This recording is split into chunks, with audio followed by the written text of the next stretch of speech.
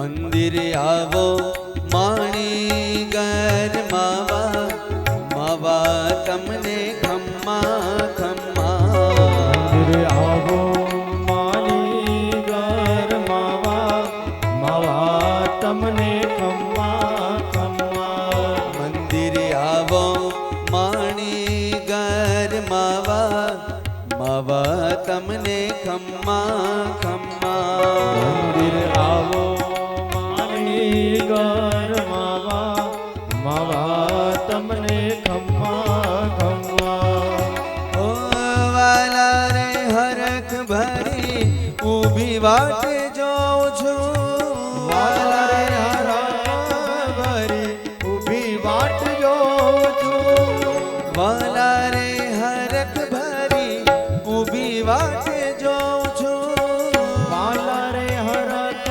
ભરી ઊભી વાટ જોઉં છું આ મારા રંગ બિનરાવ માવા ઓ આ મારા રંગ બિનરાવ માવા તમને ખમ્મા ખમ્મા આવો માણી ઘર માવા માવા તમને ખમ્મા ખમ્મા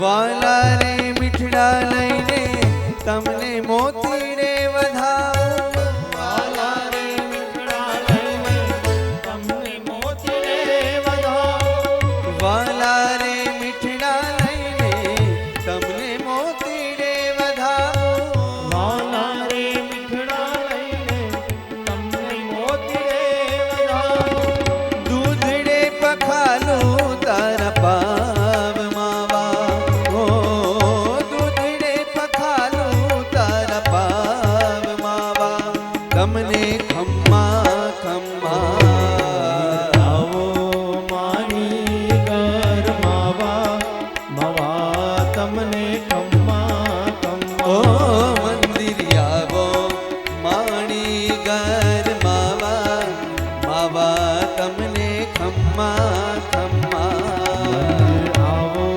માણી ઘર માવા માવા તમને ખમ્મા ખમ્મા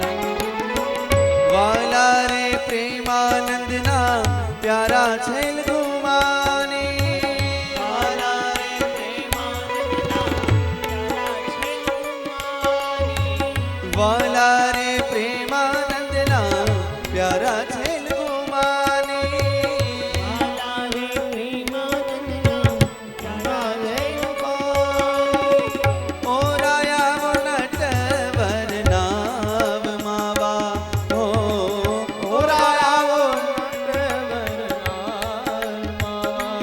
ઓ ઓરાયા નટવર નાવ માવા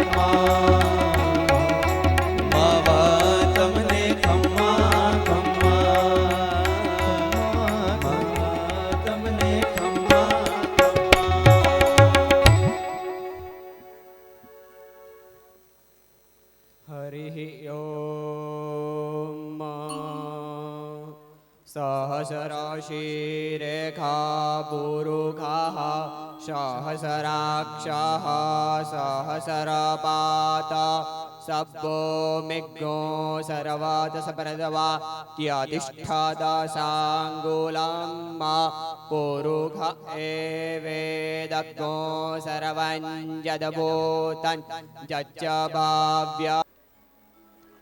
સમસ્ત કેડા પરિવાર દ્વારા આયોજિત ઝુંડાળા ગામને આંગણે ચૈત્રી નવરાત્રિના જ્યારે પાવન માતાજીના નોરતા અને આ નોરતાના દિવસો દરમિયાન શ્રીમદ દેવી ભાગવત મહાપુરાણનું આપણે સૌ જ્યારે પૂજ્ય વક્તાશ્રીના મુખેથી રસપાન કરી રહ્યા છીએ ત્યારે આજે કથાનો 7મો દિવસ અને માતાજીની આઠમ આપને સૌને જણાવતા આનંદ થાય છે। માતાજીના પટાંગણની અંદર યજ્ઞ પણ આજે શરૂ છે, તો આપ ચોક્કસથી આ કથા વિરામ બાદ પ્રસાદ લીધા બાદ માતાજીના મંદિરે યજ્ઞના દર્શન કરવા માટે જશો। આવો કથા સત્રની જ્યારે આપણે શુભ શરૂઆત કરવી છે ત્યારે જોરદાર તાળીઓના ગડગડાટ સાથે પૂજ્ય દાદાને આપણે સૌ વિનંતી કરીએ કે શ્રીમદ દેવી ભાગવત પુરાણના એ કથા મહાત્મયની અંદર આપણને સૌને પ્રવેશ કરાવે। પૂજ્ય શ્રી કૌશિક દાદા જોશી।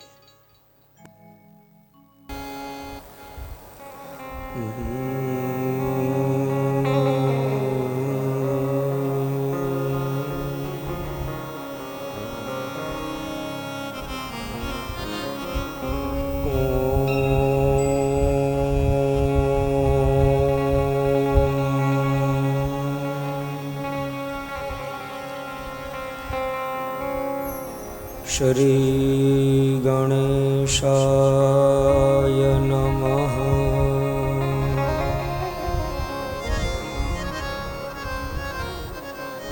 श्री सरस्वत्यै नमः।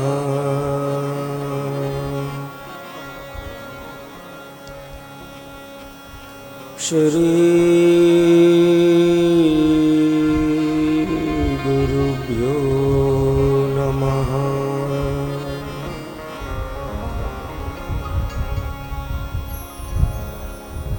ॐ नमो भगवते वासुदेवाय।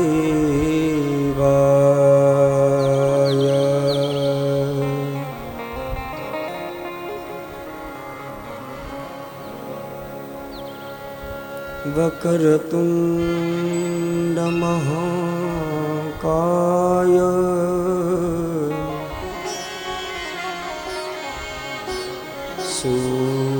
सूर्यकोटि समप्रभ।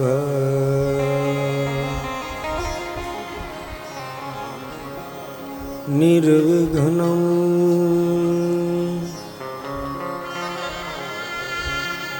कुरु मे देव।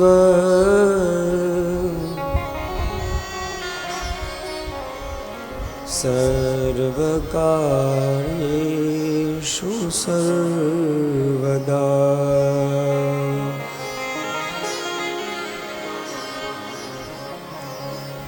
शरणागत दीनार्त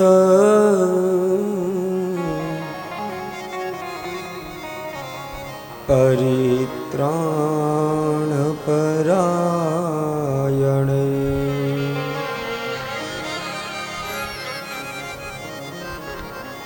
सर्वस्याते हरेर्देवे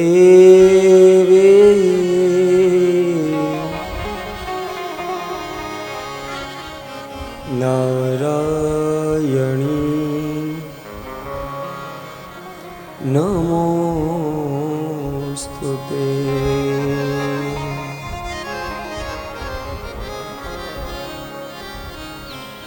नारायणं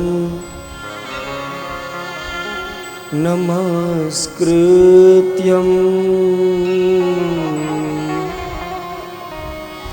नरं चैव वनरोत्तमम्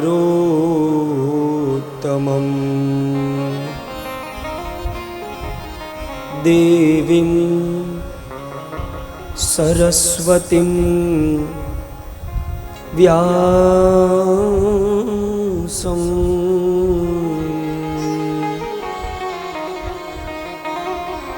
ततो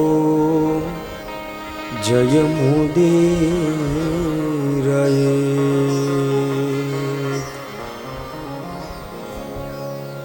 सर्वमङ्गलमाङ्गल्ये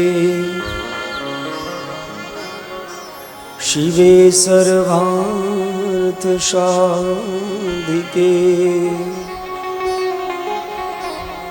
शरण्ये त्र्यम्बके गौरी नारायणि नमोस्तुते।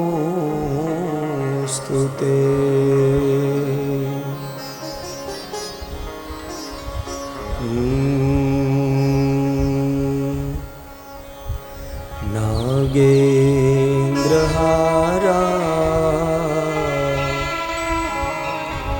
यत्रिलोचनाय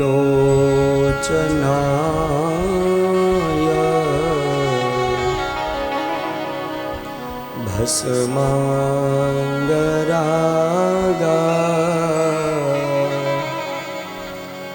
यमहेश्वराय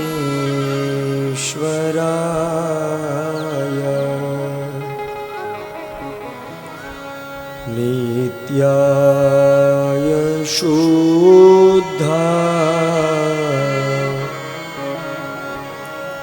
यदिगम्बराय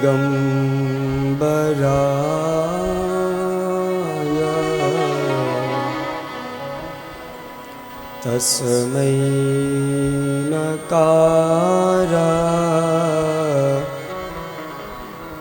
नमः शिवाय।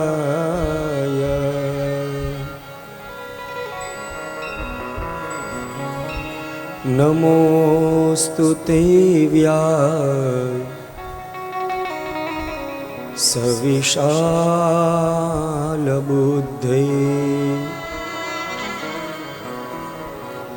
फुल्लारविन्दा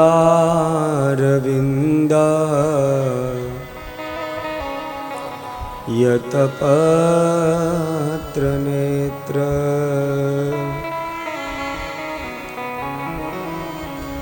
येन त्वया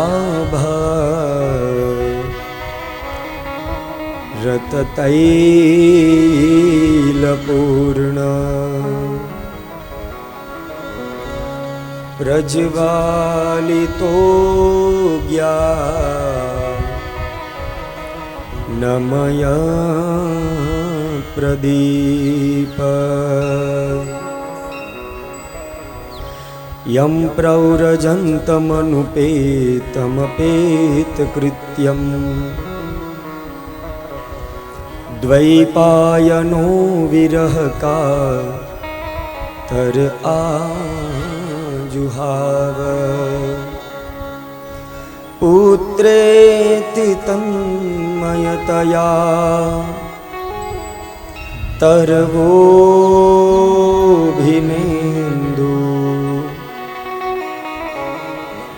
तं सर्वभूतहृदयं मुनिमानतोऽस्मि।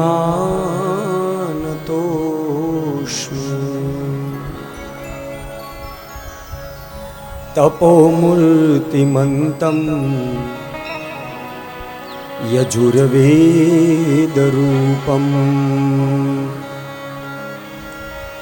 तमः क्षालयन्तं निजज्ञानभाषा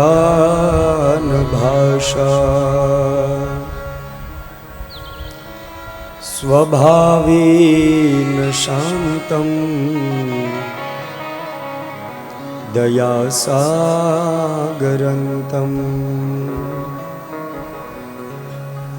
नमामो वयं सद्गुरुं शान्तिलालं स्मरामो वयं ગુરુમ શાંતિલાલમ આયે હનુમંત બિરાજીએ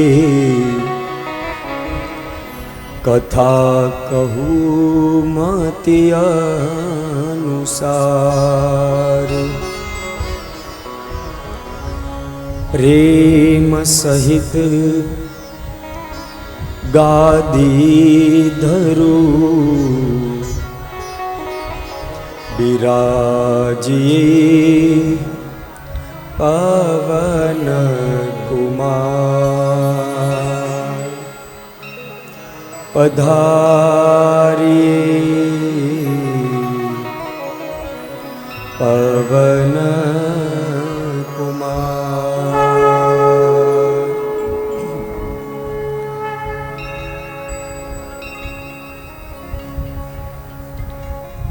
જય અંબે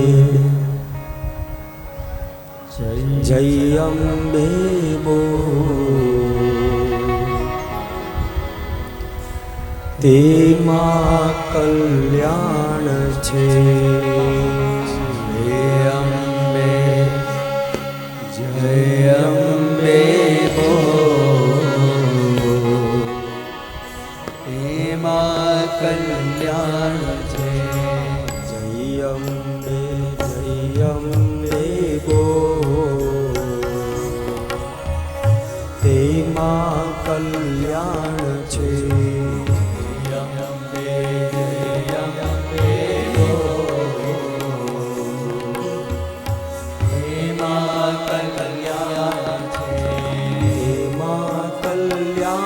છે તેમાં બેડો પાર છે કલ્યાણ છે એમાં બેડો પાર તેના પિતાને હાથ જો માતા પિતાને હાથ જો તેમાં કલ્યાણ છે भाव के साथ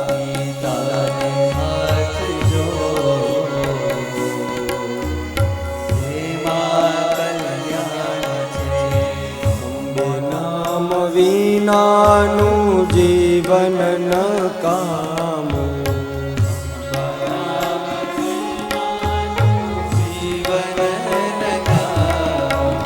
दुख सर्वे जाय छे ने सुख આવે સામું સર્વે જાય છે સુખ આવે સામું વિવેક વિચાર કરીવો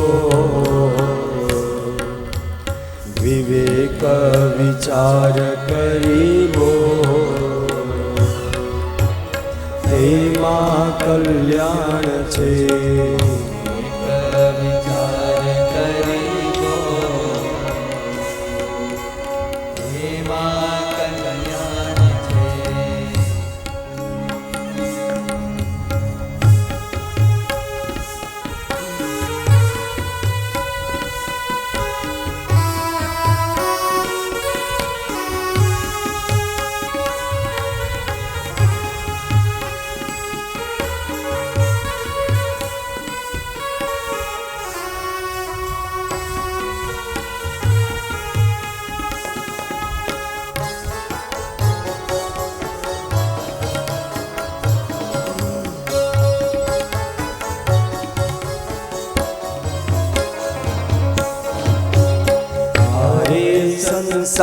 સંસારિયામાં માયાની હાટડી માયાની હાટડી છે માયાને ચેતન છે આત્મા છે માયાને ચેતન છે આત્મા સત્સંગમાં આવીને સત્સંગમાં આવીને તેમાં કલ્યાણ છે સંગમાં આવીને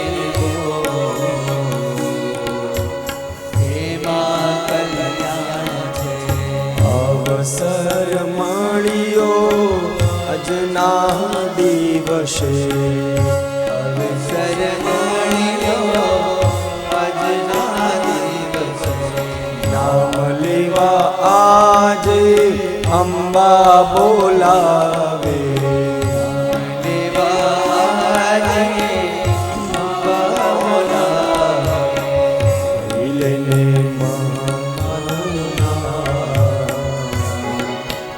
જપી લેને બહુચર માનું નામ તેમાં કલ્યાણ છે બહુચર માનું નામ એમાં કલ્યાણ છે જય અંબે જય અંબે તેમાં કલ્યાણ છે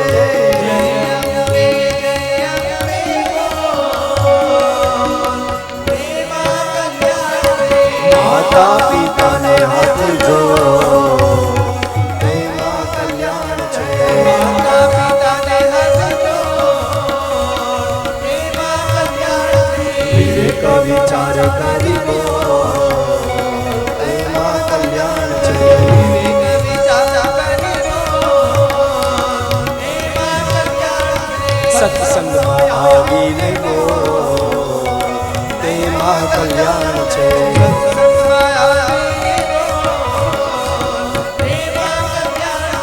ગાઈ લઈને કોડલમાંનું નામ તેમાં કલ્યાણ છે જમી લઈને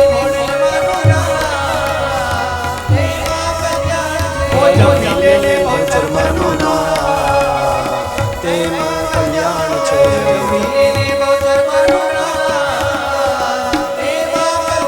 અંબા નારાયણી અંબા નારાયણી અંબા નારાયણી અંબા નારાયણી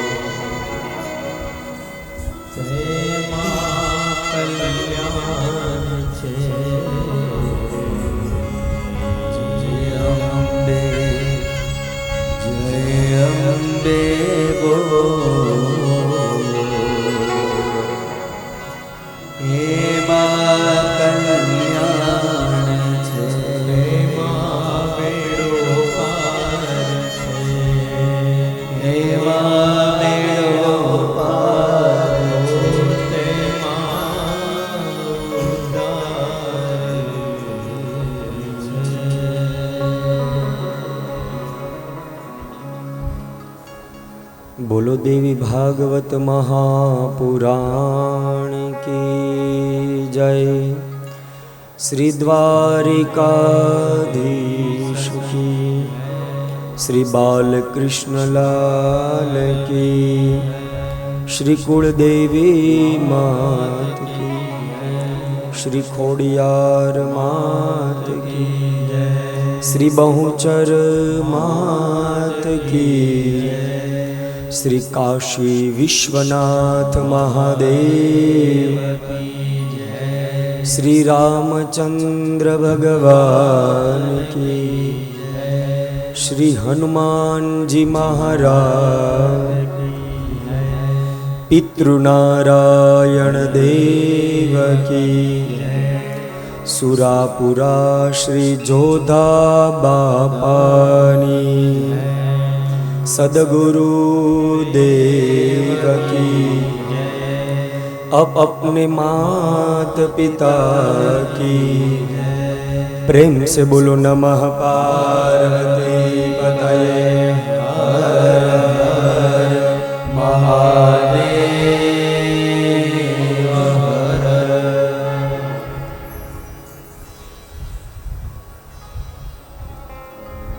વાંગમય સ્વરૂપ શ્રીમદ દેવી ભાગવતના ચરણ કમલમાં વંદન. જેના સાનિધ્યમાં બેઠા છે માં ખોડલ, માં બહુચર અને સુરાપુરા શ્રી જોધા બાપાના ચરણ કમલમાં વંદન. જુંડાળા ગામની અંદર બિરાજમાન સમસ્ત દેવી અને દેવતાઓના ચરણ કમલમાં વંદન. મારા સદગુરુ અને માતા પિતાના ચરણ કમલમાં વંદન. સંત વૃંદ, વિપ્રવૃંદ અને સારસ્વત વૃંદના ચરણ કમલમાં વંદન.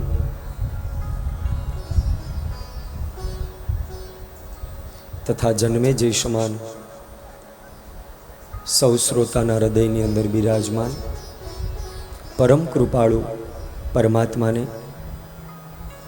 આજે સપ્તમ દિનના પ્રથમ સત્રના સૌને જય શ્રી કૃષ્ણ, જય સિયારામ, જય અંબે.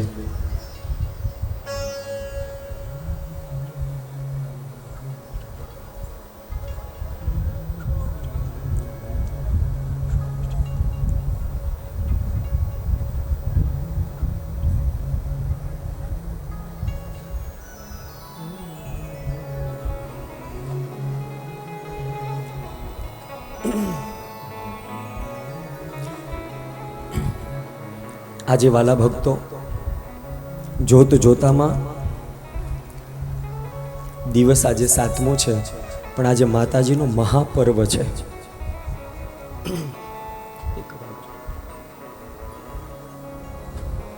આજે અષ્ટમી છે, આજે આઠમ છે.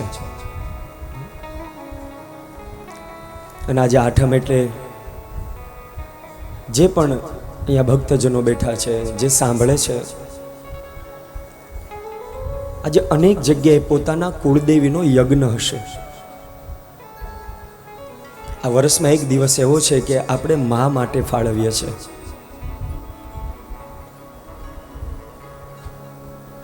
તો આવો, આજે એ કથાનો 7મો દિવસ, પણ આજે સરસ મજાની મહાદુર્ગાની અષ્ટમી છે. આજે બહુ મોટો યોગ છે.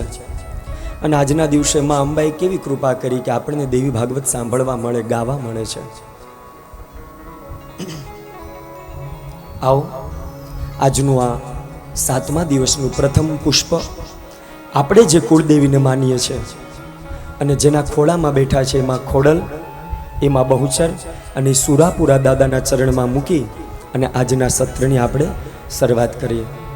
ભાવથી બીજી પંક્તિ બધા ઝીલજો. માને આજે આપણે પ્રાર્થના કરીએ કે હે માં, આજના દિવસે આવો અવસર આપ્યો છે ને, આ અવસર એક દિવસ માટે નહીં, અમારું જ્યાં સુધી આયુષ્ય હોય ને ત્યાં સુધી કાયમને માટે તારી ભક્તિ થાય ને, એવો અમારા માટે સોનાનો સૂરજ ઉગવો જોઈએ. આવો, મા અંબાના અષ્ટકને પાઠ કરીએ. ન તાતો ન માતા ન બંધુર ન દાતા ન પુત્રો ન પુત્રી ન ભૃત્યો ન ભર્ત્યા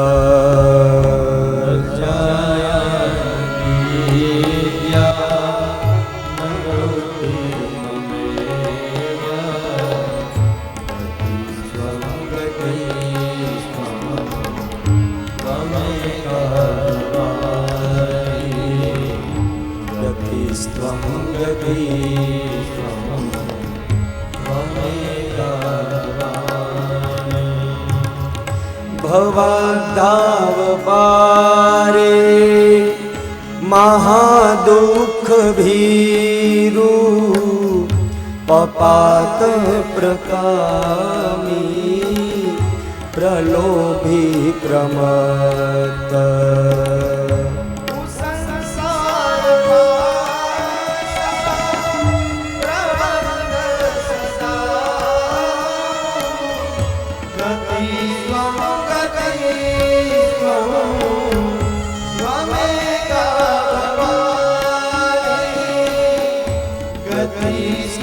ગતિ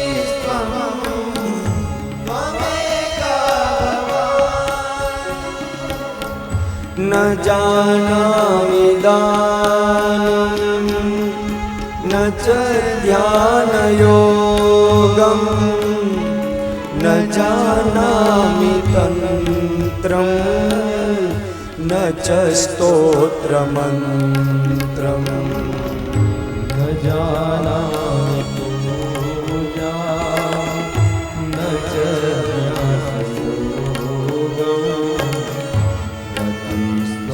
गतिस्त्वं त्वमेका भवानि गतिस्त्वं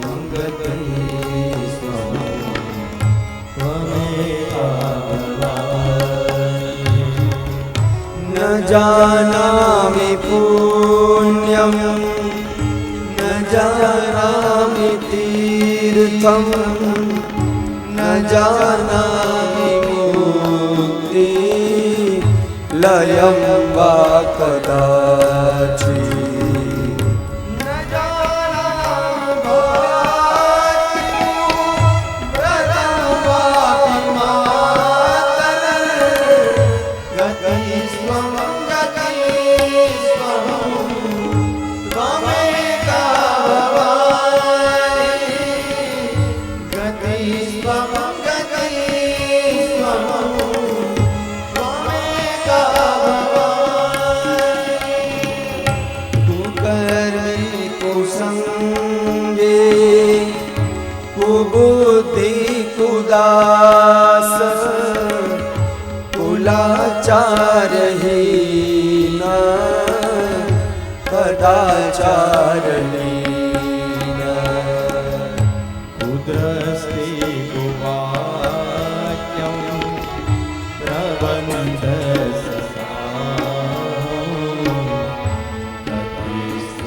गतिस्त्वं त्वमेका भवानि गतिस्त्वं त्वमेका भवानि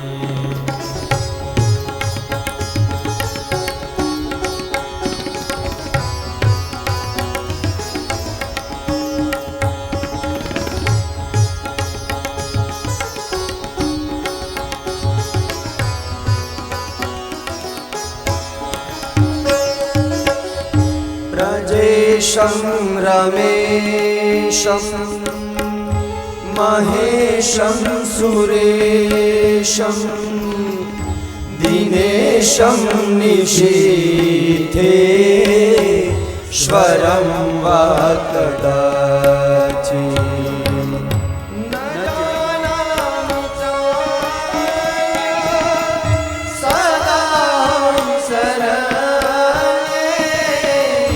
गतिस्त्वं त्वमेका भवानि गतिस्त्वं त्वमेका भवानि विवादे विषादे प्रमादे प्रवासे जले चानले पर्वते शत्रुमते अरण्ये शरण्ये सदा मां प्रपाहि गतिस्त्वं त्वमेका भवानि गतिस्त्वं त्वमेका भवानि अनाथो दरिद्रो जरारोगयुक्तो महाक्षीणदीन सदाचार्यवक्त्र विपत्तौ प्रविष्टा प्रणष्टो सदा गतिस्त्वं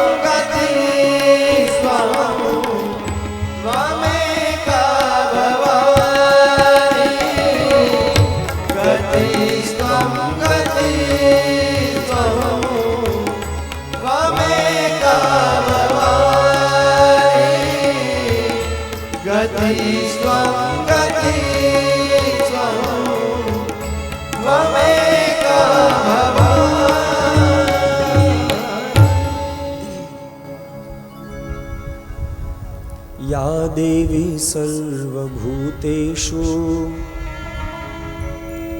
શક્તિરૂપેણ સંસ્થિતા નમસ્તસ્યૈ નમસ્તસ્યૈ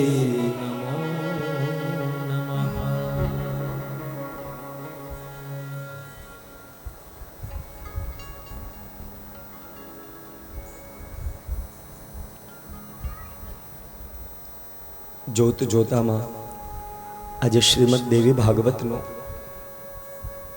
આજે સપ્તમ દિવસ છે. સમસ્ત ઝુંડાળા ગામ કિયાડા અને કિયાડા પરિવારને આંગણે જ્યારે આ ભવ્ય યજ્ઞ આ નવાન્ન પારાયણની જ્યારે શરૂઆત થઈ છે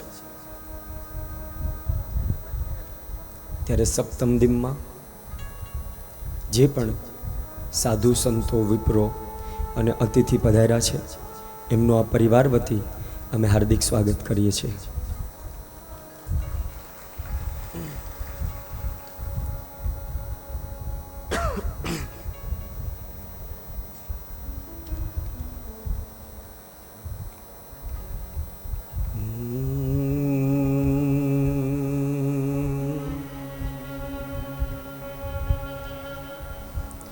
अच्युतं केशवं रामनारायणम्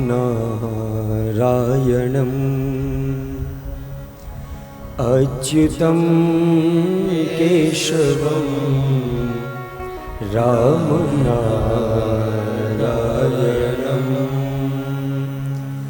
कृष्णदामोदरम् वासुदेवं कृष्णदामोदरं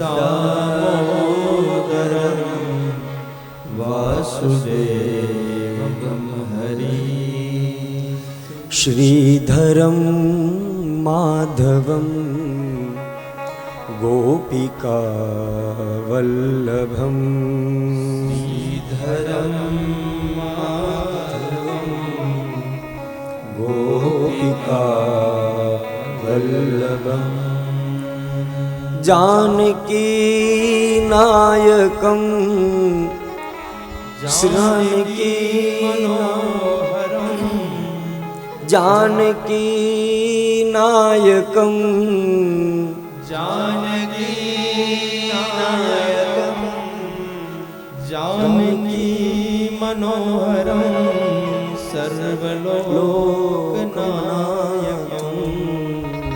जानकी मनोहरं सर्वलोकनायकं शङ्करादिसेव्यमान पुण्यनाकीर्तनं शङ्करादिसेव्यमान पुण्यनाकीर्तनं अच्युतं केशवं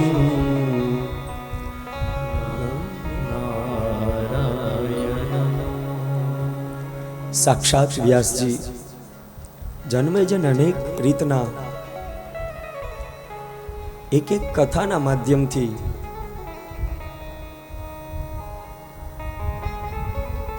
આપણને પણ વાલા ભક્તો વિચાર તો આવો જ જોઈએ.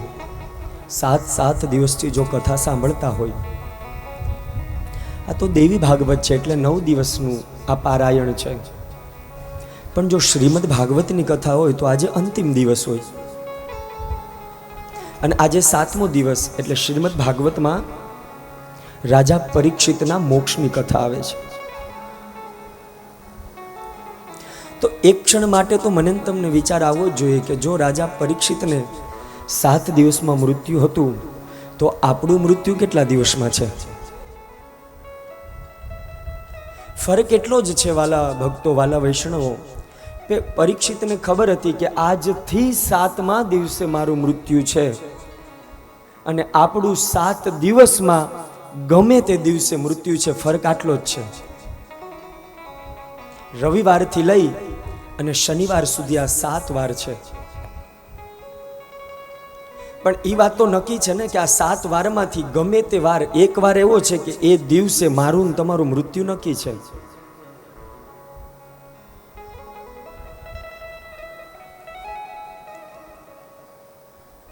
પહેલા દિવસે જે ગ્રંથને આપણે માથે પધરાવ્યો પોથી યાત્રામાં, હવે વાલા ભક્તો એ સમય મારો ને તમારો નજીક આવી ગયો છે કે ગ્રંથને હવે હૃદયમાં પધરાવવાનો છે. આ ગ્રંથને હવે હૃદયમાં પધરાવવાનો છે. અને આ ગ્રંથ એક વખત હૃદયમાં આવી જશે ને, હૃદયસ્થ થઈ જશે ને, પછી જીવન છે ને સરળ બની જશે. એક વ્યક્તિએ એક સાધુ પુરુષ પાસે જઈ અને સાધુને પ્રશ્ન પૂછ્યો કે ગુરુદેવ, જીવનમાં વજન વધે તો શું કરવું? એટલે સાધુ પુરુષ મહાપુરુષે બહુ દિવ્ય વાત કરી કે શેનો વજન વધે બેટા? પૈસાનો વજન વધે તો શું કરવું? કે શરીરનો વજન વધે તો શું કરવું? કે અહંકારનો વજન વધે તો શું કરવું? તું કયા વજનની વાત કરે છે? જો પૈસાનો વજન વધે ને તો એમાં ઓછું કરવા માટે થોડુંક દાન કરજો, એટલે વજન ઓછો થઈ જશે. શરીરનો જો વજન વધી ગયો હોય તો થોડા યોગ કરજો, થોડોક નિયમ કરજો, કસરત કરજો, એટલે એ વજન ઓછો થઈ જશે. અહંકારનો વજન વધ્યો હોય તો દેવી ભાગવત અને ભાગવત જેવી કથાઓ સાંભળજો, એટલે અહંકાર ઓછો થઈ જશે. કે બ્રહ્મા, વિષ્ણુ અને મહેશનું જો સામર્થ્ય આ કથામાં નથી રહ્યું તો મારું આ જગતમાં કાંઈ અસ્તિત્વ જ નથી. વાલા ભક્તો, આ કથા ધ્યાનથી સાંભળજો. વ્યાસજી છે ને જન્મે જઈને એટલી જ વાત કરે છે કે રાજા, કામ, ક્રોધ અને લોભ આ 3 દુશ્મન એવા છે વ્યક્તિના કે એ જીવનનું અધોગતિનું કારણ થાય છે. વ્યક્તિના જીવનનું અધોગતિનું કારણ થાય છે. સદગુરુ દેવ કી જય. પધારો આ જુંડાળા ગામને આંગણે. અમારો ક્યાડા અને કિયાડા પરિવાર જ્યારે આવું સરસ મજાનું કાર્ય કરતો હોય, આપ સૌનું પ્રેમ જેની અંદર છે, જે સદગુરુ સાક્ષાત શ્રી જયંતિ બાપા દેવારામ આશ્રમ ભેડા પીપળિયાથી પધારે છે, આ પરિવાર વતી આવો બાપા પધારો. અમે હાર્દિક સ્વાગત કરીએ છીએ. ગુરુદેવ તુમારી જય જય હો. ગુરુદેવ તુમારી જય જય હો. ગુરુદેવ તુમારી જય જય હો. ગુરુદેવ તુમારી જય જય હો. ગુરુદેવ તુમારી જય જય હો. ગુરુદેવ તુમારી જય જય હો. ગુરુદેવ તુમારી જય જય હો. ગુરુદેવ તુમારી જય જય હો.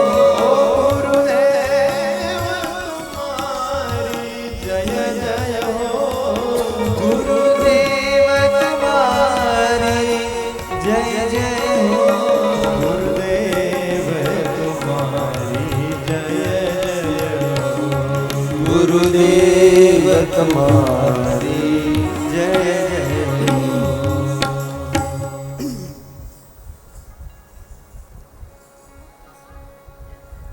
સર્વમંગલ માંગલ્યે શિવે સર્વાર્થ સાધિકે શરણ્યે ત્ર્યંબકે ગૌરી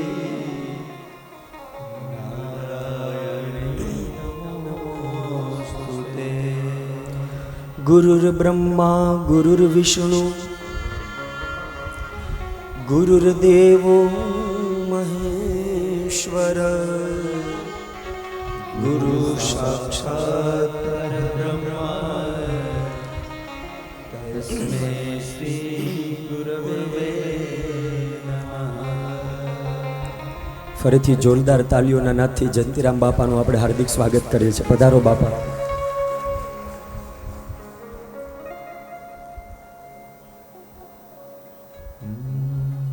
ગુરુ નારાયણ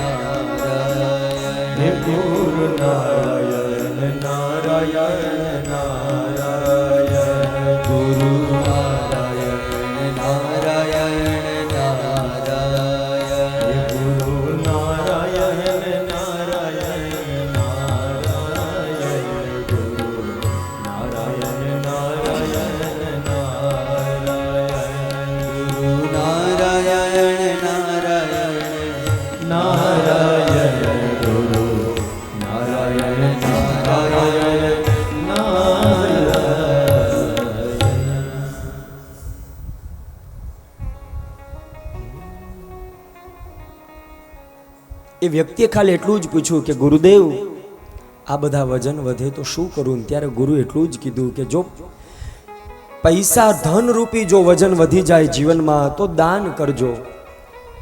શરીરનો વજન વધી જાય તો યોગ, પ્રાણાયામ, ધ્યાન, ધારણા અને સમાધિ કરજો. અહંકાર રૂપી શરીરમાં વજન વધી જાય તો સારા સદગુરુનો, સારા મહાપુરુષોનો સારો સત્સંગ સાંભળજો, દિવ્ય કથાઓ સાંભળજો, સત્પુરુષના સંગમાં રહેજો.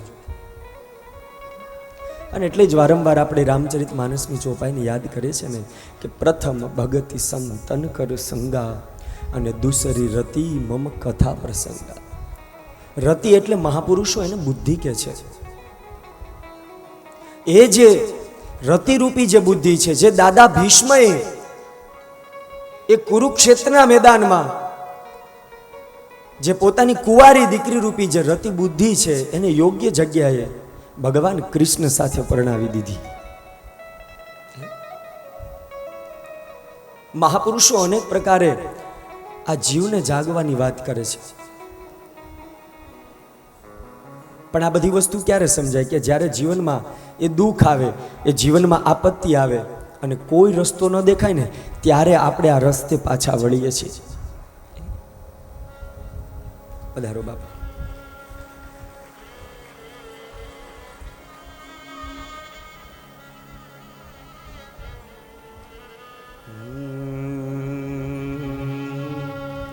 યા શ્રી સ્વયં સુકૃતિના ભવને સ્વલક્ષ્મી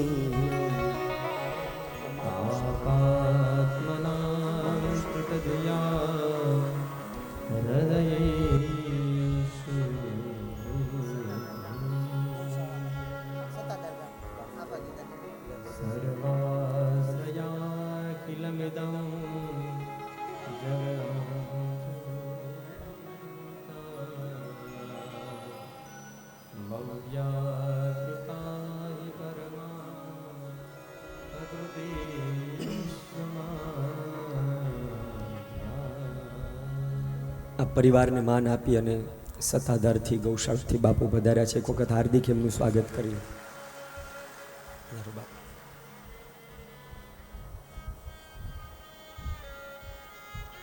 જે ગઈકાલના સત્રમાં કીધું કે દેવતાઓ છે ને એ કાયમને માટે વાલા ભક્તો યાદ રાખજો,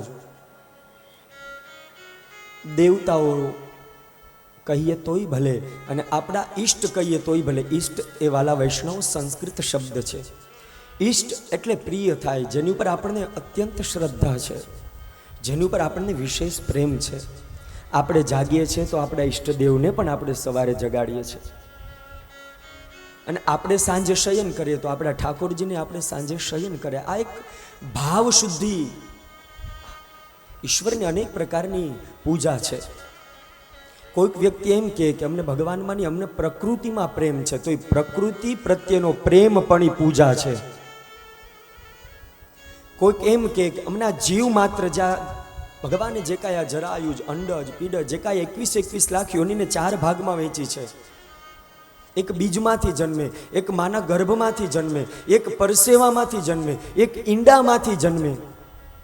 આ બધી મહાપુરુષો દેવી ભાગવતમાં વાલા ભક્તો દીક્ષાઓ બતાવી છે.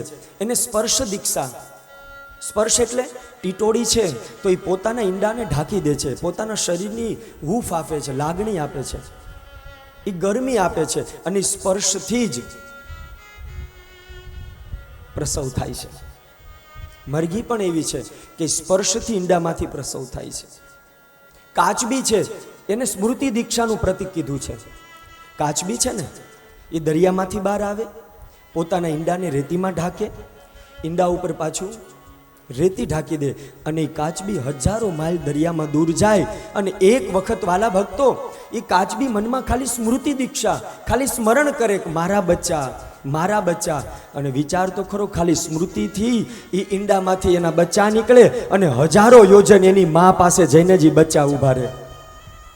આ મારા વ્યાસે બતાવી કેવલ ને કેવલ સ્મૃતિ દીક્ષા.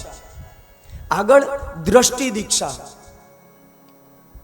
આપણે આગળની કથામાં એ વ્યાસજી દ્વારા જે માનસ યોગથી જે પાંડુ પુત્રો થયા, જે દાસીથી વિદુર થયા, એની આપણે કથા જોઈને આ બધી માનસ યોગની દીક્ષાઓ છે.